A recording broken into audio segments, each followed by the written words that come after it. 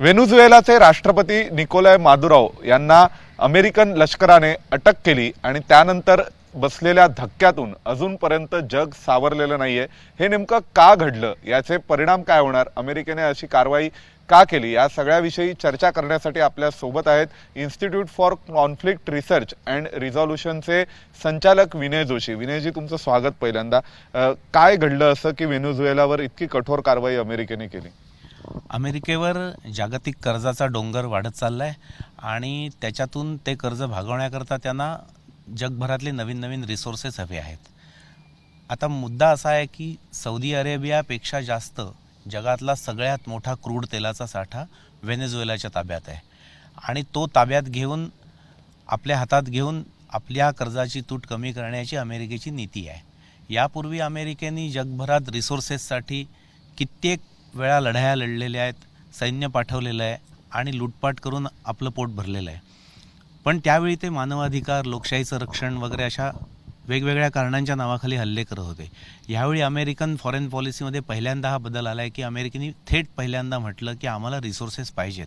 ट्रम्पनी तर महिन्याभरापूर्वी म्हटलं की व्हेनेझुएला आमचं तेल चोरतंय। आता व्हेनेझुएलाच्या जमिनीतून बाहेर निघणारं तेल अमेरिकेचं कसं काय असू शकतं, हा प्रश्न विचारणं गैर आहे। दुसरी गोष्ट, काल अमेरिकन महिला जनरल एका प्रेस कॉन्फरन्समध्ये म्हणाली की अख्ख्या जागतिक फ्रेश वॉटरचा जो सप्लाय आहे, पोर्टेबल ड्रिंकिंग वॉटर, त्यापैकी 31% पोर्टेबल ड्रिंकिंग वॉटर हे व्हेनेझुएला, अर्जेंटिना, क्युबा या देशांमध्ये आहे आणि ते आम्हाला हवं आहे, आमच्या नॅशनल सिक्युरिटीसाठी हवं आहे। आता पोर्टेबल ड्रिंकिंग वॉटरचा नॅशनल सिक्युरिटीशी काय संबंध, हा प्रश्न अमेरिकेला कोणी आत्ता विचारू शकत नाही। ह्या दोन कारणांनी गेली 11 वर्ष सत्तेत असलेले कम्युनिस्ट राष्ट्रपती निकोलाई मादुराव यांना सत्तेवरून हटवण्याकरता अमेरिकेने पहिल्यांदा तिथे नेव्हल एम्बार्गो लावला, स्वतःची कॅरियर बॅटल ग्रुप पाठवली, प्रचंड नाकाबंदी केली, रशियन तेल टँकर तिथून तेल घेऊन जायचे ते जप्त केले आणि अशा सगळ्याची वातावरण निर्मिती झाल्यानंतर प्रत्यक्ष हल्ला करून फक्त पहिल्या 3 तासामध्ये निकोलस मादुरोला पकडून ते अमेरिकेत घेऊन गेले। एक यामध्ये जाणवलं ते म्हणजे असं की मादुरोला पकडण्याचा जो वेग होता तो इतका जबरदस्त होता, तर या सगळ्यामध्ये म्हणजे व्हेनेझुएलाचं लष्कर, त्यांचं स्वतःचं पोलीस, त्यांची स्वतःची शस्त्रास्त्र, हे सगळे काय करत होते असा प्रश्न निर्माण झाला आणि सगळं जग घाबरले की जर अमेरिका अशा प्रकारे व्हेनेझुएलाच्या राष्ट्राध्यक्षांना 3 तासात घेऊन जाऊ शकतो, तर ठरवलं तर ते कदाचित 3 दिवसात, 3 वर्षात एखाद्या दुसऱ्या सार्वभौम देशातल्या राष्ट्राध्यक्षालाही घेऊन जाऊ शकतील। यात काय, एकदा तेल रिसोर्सेस चोरायचे असं ठरवल्यानंतर अमेरिकेने व्हेनेझुएलातले विरोधी पक्ष, व्हेनेझुएलातले सत्ताधारी पक्षातले नेते, एवढंच काय मदुरोचे मंत्री, व्हेनेझुएलन आर्म फोर्सेसचे ऑफिसर, या सगळ्यांना प्रचंड प्रमाणात लाचखोरी करून पैसे दाबल्याची शक्यता आता वाटते। कारण एखाद्या पाकिटमाराला शोधताना सुद्धा पोलिसांचा महिना जिथे खर्च होतो, महिने 2 महिने, तिथे एका देशाचा राष्ट्रपती पहिल्या 3 तासात पकडला जाणं ही धक्कादायक गोष्ट आहे। दुसरं, रशियन आणि चीनी अँटी एअरक्राफ्ट सिस्टीम, अत्याधुनिक एअर डिफेन्स मिसाईल सिस्टीम व्हेनेझुएलाच्या हातात असताना सुद्धा सरप्रायझिंगली अतिशय धक्कादायक गोष्ट अशी की अपाचे आणि चिनूक ही लो फ्लाईंग मिलिटरी हेलिकॉप्टर व्हेनेझुएलावर पक्ष्यांच्या थव्यांसारखी आली, त्यांच्यातून डेल्टा फोर्सेस, स्पेशल फोर्सेसचे कमांडो खाली उतरले, मदुरोला पकडलं आणि घेऊन गेले। याचा अर्थ they have effectively neutralised air defences by bribing Venezuelan troops. व्हेनेझुएलाच्या अधिकाऱ्यांना पैसे चारून, सैन्य अधिकाऱ्यांना, त्यांनी त्यांच्याकडून शांती विकत घेतली होती आणि त्यामुळे मदुरो ज्या गोष्टींवर विसंबून अमेरिकेशी लढायची इच्छा बाळगत होता ते सगळं आधीच न्यूट्रलाइज झालं। आणि आता अमेरिकन आर्म्स लॉबी असा प्रचार करते की रशियन आणि Chinese air defence missile system ज्या आहेत या सगळ्या अत्यंत फालतू आहेत, कारण मदुरोची अरेस्ट ते अडवू शकल्या नाहीत। त्यामुळे अशा सगळ्या याच्या पार्श्वभूमीवर ब्रायबिंग, दबावतंत्र असे सगळे उपाय अमेरिकेने एकाच वेळी वापरून व्हेनेझुएलाच्या राष्ट्रपतीला अटक केल्याचं दिसतं। यामध्ये जी जागतिक प्रतिक्रिया उमटली त्यातही आपल्याला पाहायला मिळालं की डाव्या पक्षांचं सरकार जिथे आहे, मजूर पक्षाचं सरकार, ब्रिटनचे कीर स्टारमर यांनी अमेरिकेला पाठिंबा दिला, फ्रान्सने पाठिंबा दिला, इटलीने दिला, सगळे युरोपियन देश हे अमेरिकेसोबत आले आहेत। भारताने मात्र कुठेतरी न्यूट्रल आणि अलिप्ततावादी भूमिका घेतली। तर या सगळ्याकडे पाहताना भारताने नेमकी काय भूमिका घ्यायला हवी होती आणि पाश्चिमात्य देशांनी अशी भूमिका का घेतली? पाश्चिमात्य देशांनी अशी भूमिका का घेतली असा विषयच नाही. गेली 300 वर्ष अख्ख्या जगभरातले रिसोर्सेस लुटून युरोप आणि अमेरिकेनी स्वतःच्या देशात समृद्धी आणलेली आहे. पूर्ण युरोपची समृद्धी जी आहे ती एशिया, आफ्रिका, लॅटिन अमेरिकेची लूटपाट करून ह्या देशातल्या लोकांच्या रक्तमांसावर मिळालेली समृद्धी आहे. त्यामुळे एका चोराने दुसऱ्या चोरीचा विरोध करण्याचा प्रश्न उद्भवत नाही. दुसरी गोष्ट, आत्ता अमेरिकेचा निषेध केला युरोपियन देशाने आणि अमेरिकेने त्यांच्यावरचं नाटोचं छत्र काढून घेतलं तर रशिया एकतर्फी युरोपियन देशांना गुलाम करून टाकेल ही त्यांना भीती आहे.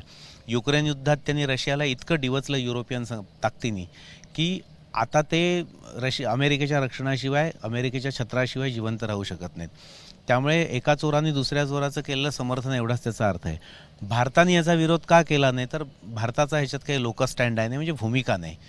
कारण एकतर मिलिटरीली व्हेनेझुएला भारत वाचवू शकत नाही आणि दुसरं विरोध करण्याचं काही कारण नाही. ही व्हेनेझुएला आणि अमेरिकेची लढाई आहे, त्यात भारताने पडण्याचं काही कारण नाही. भारताच्या अवतीभोवती अमेरिकेने जी घेराबंदी बांगलादेश, नेपाळ, श्रीलंका आणि पाकिस्तानमध्ये केलेली आहे आणि येणाऱ्या काळात भारताचा एक ट्रस्टेड जिओपॉलिटिकल ॲलाय आहे इराण, त्या इराणवर जो दबाव आत्ता अमेरिका वाढवत आहे त्या दृष्टीने चिंता करणं ही भारताची सर्वात मोठी प्राथमिकता आहे. नक्कीच मी त्याच प्रश्नाकडे येणार होतो की आपल्याकडे सोशल मीडियात किंवा प्रामुख्याने बऱ्याचदा भारतप्रेमी लोकांकडून अशा प्रतिक्रिया येतात की इराणमधलं खोमेनीचं सरकार गेलं पाहिजे किंवा तिथे क्रांती होईल तर ती क्रांती झाली तर चांगलं राहील. तर काय वाटतं तुम्हाला, व्हेनेझुएला नंतर इराणमध्ये सुद्धा आता सलग आंदोलनं सुरू आहेत, तर तिथेही तख्तापलट होईल का? इराणमध्ये रेझा पहलवी माजी शहा जो आहे इराणचा पदच्युत राष्ट्राध्यक्ष, पदच्युत राजा, त्याला आणून इराणी शिया खोमेनी राजवट उद्ध्वस्त करायची अशी अमेरिका, इस्रायल, सौदी या सगळ्यांची योजना आहे आणि ह्यावेळी ती सरप्रायझिंगली खूप जास्त वेगाने प्रगती करते असं दिसतंय. पण इराणच्या पतनासंदर्भात भारतीयांनी त्याचं सेलिब्रेशन करणं हा मूर्खपणाचा कळस आहे. कारण जेव्हा पाकिस्ताननी अफगाणिस्तानात जाणारी भारताची मदत, जमिनी मार्गाने जाणारी मदत रोखली, त्यावेळी इराणनी त्यांच्या छाबार बंदराच्या माध्यमातून गारलांड हायवेच्या मार्गाने काबूलला मदत पोचवण्याचा अव्याहतपणे भारताला मदत केलेली आहे. दुसरी गोष्ट, सेंट्रल एशियाला भारत जो जमिनी मार्गाने जोडणं आत्ता शक्य नाही पाकव्याप्त काश्मीर भारतात नसल्यामुळे, त्याची भरपाई करण्याकरता इराणच्या छाबार बंदरातून भारताचा सगळा माल तिथे जातो आणि छाबार बंदर भारतानेच विकसित केलेलं आहे. त्यामुळे इराणच्या पतनात भारताचं नुकसान आहे. बरं, तिथे शिया राजवट आहे का सुन्नी राजवट आहे, ती इस्लामसाठी काय करते, ती अमेरिकेविरोधी काय करते, ह्याच्याशी आपल्याला काय देणं घेणं असण्याचं कारण नाही. त्यामुळे त्या दृष्टीने भारतात जर कुठे भारतीय माणूस त्याचं सेलिब्रेशन करत असतील तर तो बिनडोकपणाचा कळस आहे. एक प्रश्न असा आहे की भारताला देखील आता घाबरण्याची आवश्यकता आहे का? कारण मध्यंतरी अनेकदा अमेरिकेसोबत आपण थेट फारकत घेतली. उदाहरणार्थ रशियाचं तेल विकत घेऊ नका या मुद्द्यावर अमेरिकेचं आपण ऐकलेलं नाही आहे, किंवा ऑपरेशन सिंदूरच्या वेळी अमेरिकेला वारंवार सांगावं लागलं की आम्ही मेडिएट करतो आणि भारत म्हणालं की आम्ही आमच्या टर्म्सवरती मध्यस्थी करतोय. तर या सगळ्या पार्श्वभूमीवर अमेरिका भारताच्या दृष्टीने काही नकारात्मक करेल असं वाटतं? अमेरिका गेले कित्येक दिवस भारताच्या बाबतीत काही सकारात्मक करतच नाही. त्यामुळे अजून नकारात्मक काय करेल तर इराणचं पतन करून इराणमधली राजवट उलथवून टाकून भारताची अजून नाकेबंदी करेल. रशियाकडून भारत अत्यंत कमी दरामध्ये जे क्रूड ऑइल घेतो, त्यामुळे त्यांचं डोकं प्रचंड चिडलेलं आहे अमेरिकन्सचं आणि त्याकरता ते घेराबंदी करत आहेत. पण सगळ्यात महत्त्वाची गोष्ट अशी आहे की ह्या भारताने जो अमेरिकेच्या सगळ्या सल्ल्यानं धुडकावत रशियन तेल विकत घेण्याचा सपाटा चालू ठेवला होता, त्याला उत्तर म्हणून आता त्यांनी हॉर्न ऑफ आफ्रिका म्हणजे स्ट्रेट ऑफ होर्मुझ जे आहे पर्शियन गल्फच्या तोंडावर, इस्रायलने आत्ता सोमालीलँड या दक्षिण सोमालियाच्या एका नव्या देशाला मान्यता दिली. दुसऱ्या बाजूला सौदी अरेबिया आणि UAEने आपापसात लढाया करून एक नवीन साऊथ अरेबिया नावाचा एक देश तिथे येऊ घातला आहे जागतिक नकाशावर. आणि त्यामुळे येमेनमधली शिया विरुद्ध सुन्नी मारामारी, सोमालीलँडमधली मारामारी, ह्याच्यात 2 नवीन देश निर्माण होऊन ते होर्मुझची जी सामुद्रधुनी आहे पर्शियन गल्फच्या तोंडावर, जी जागतिक तेल व्यापाराचा एक महत्त्वाचा भाग आहे, जिथून रशियन तेल भारतात येतं, त्याची नाकाबंदी करण्याची अमेरिकेची तयारी पूर्ण झालेली आहे. त्यामुळे भारत खरेदी करायला तयार असला तरी, रशिया तेल विकायला तयार असला तरी, तिथे भारताला नवीन अडथळे निर्माण होत चाललेत. आणि असं दिसतंय की ह्या सगळ्या भानगडींमध्ये व्हेनेझुएलाची असेल, इराणची असेल, हा एक मोठा दुर्लक्षित भाग आहे जिओपॉलिटिक्समधला, जो भारतामध्ये भारतीयांनी दखल घेणं बाकी आहे. बाकी भारत सरकार जे काय करतंय ते करतंय त्याच्या माध्यमातून. पण हा एक भारतीय नॅशनल सिक्युरिटी आणि ऑइल सिक्युरिटीसाठी एक महत्त्वाची अडचण निर्माण होऊ घातलेली आहे. आता सध्या आपण बांगलादेशात पाहतोय की कशा प्रकारे मोहम्मद युनूस यांचं सरकार स्थापन करण्यात आलं, त्यामध्ये अमेरिकेचा हात होता असं म्हटलं जाते. आता व्हेनेझुएलातील वे फॉरवर्ड भविष्य कसं असेल, तिथे सुद्धा अशा प्रकारे ज्या माचादो यांना ज्यांनी नोबेल पुरस्कार नुकताच दिला होता, व्हेनेझुएलाच्याच त्या विरोधी पक्ष नेत्या आहेत, तर त्यांच्या मार्फत काही एखादं पपेट गव्हर्नमेंट स्थापन केलं जाईल किंवा सध्या जे त्यांचे उपराष्ट्रपती शासन चालवत आहेत, ज्याला व्हेनेझुएलाच्या सुप्रीम कोर्टाने मान्यता दिली आहे, त्यांच्या मार्फत शासन चालवलं जाईल आणि मादुरोची कधीतरी सुटका भविष्यात होईल का, की त्याचा शेवट हा अमेरिकेतच होईल असं दिसते? नाही, मदुरोला जसं सद्दाम हुसेनला त्यांनी पकडून फाशी दिलं, क्लच केबलनी फाशी दिलं, म्हणजे अगदी निर्घृण प्रकाराने, किंवा कर्नल गद्दाफीला लिबियाच्या असं मारून टाकलं, असं मादुरो आता काही जिवंत व्हेनेझुएलात परत येण्याची शक्यता नाही.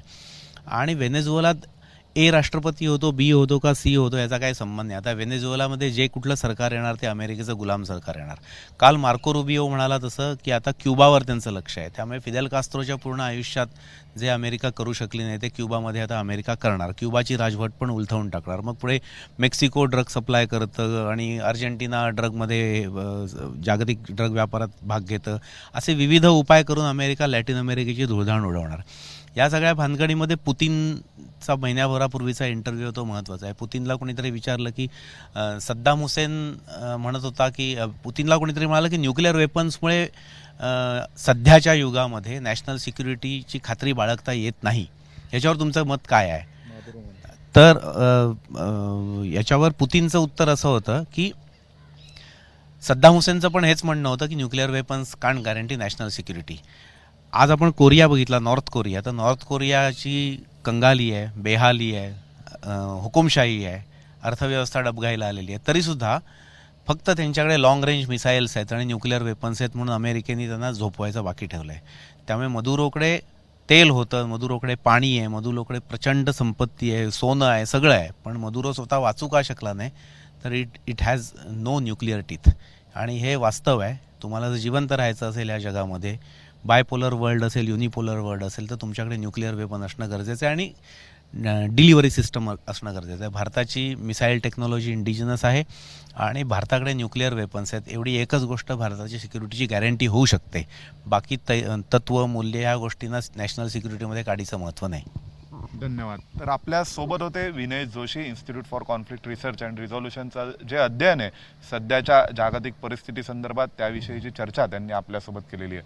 व्हिडिओ जर्नलिस्ट वेद पांडेसह सोमेश कोलगे, एबीपी माझा, नवी दिल्ली. एबीपी माझा, उघडा डोळे बघा नीट.